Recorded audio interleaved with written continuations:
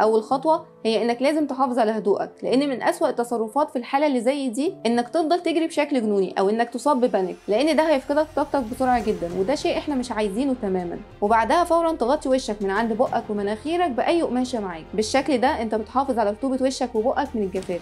تاني خطوه لازم تعملها هي انك تحاول تحمي نفسك من الشمس، يعني لو معاك عربيه من فضلك ما تخرجش منها، حافظ على قد ما تقدر على رطوبه جسمك لكن من غير ما تهدر في الميه اللي معاك. لو معاك اكل فمن الافضل انك تقلل اكلك على قد ما تقدر، لان الاكل بيسبب العطش بشكل كبير، وبما اننا نقدر نعيش لفتره اطول من غير اكل على عكس الميه فنحاول نخلي تركيزنا الاكبر على اننا نحافظ على الميه. تالت خطوة نكتب على الرمل بشكل كبير جدا حروف SOS، ودي رسالة استغاثة معروفة لكل رجال الإنقاذ، عشان لو خرجوا طيارة درون تدور عليك مثلا يقدروا يشوفوها بشكل أفضل.